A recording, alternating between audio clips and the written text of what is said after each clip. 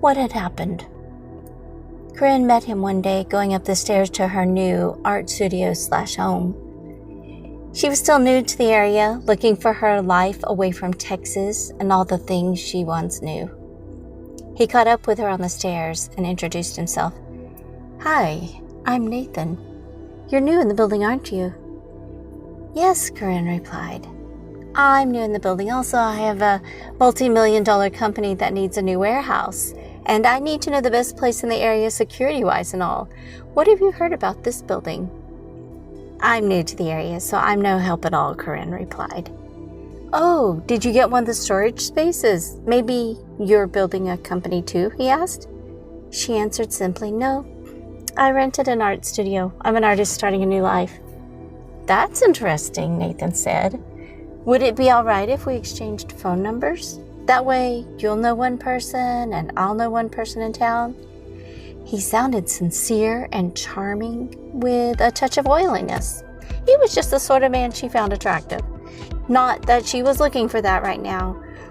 Still, she couldn't deny that being near him was having quite a physical effect on her, though she was dedicated to building a career in art right now. She felt something fresh and raw walking up the stairs with him leaning near to her. It was delicious. That evening he called and asked if she wanted to join him for dinner at a restaurant a client gave him credit at. "One of the perks of being a business owner," he said. "It would be ungentlemanly to ask you out and then take you on my client's bill. But my client also wanted a second opinion as a place to bring potential customers." She agreed because he was intriguing to her and she wanted a little more of a thrill. That thrill she had had. A little more of the thrill of being near him again. And because she was so alone there and could use someone to be around, this was a very different experience for her. But that's all she told herself. After all, she didn't want anything like what happened before to go on again when she'd married and ended up back at her parents' house. Just before he arrived, he called to ask if she could pay, and he'd pay her back to test the restaurant for how they handled themselves to regular customers. He didn't want them to know who he really was.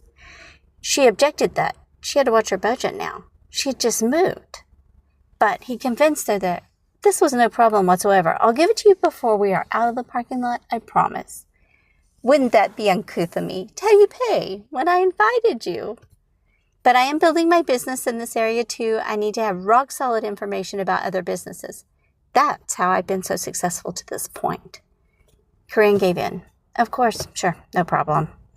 She didn't even want to go anymore. She just wanted to sit in her new studio and put her painting supplies in order. But she couldn't turn her back on an agreement to go either.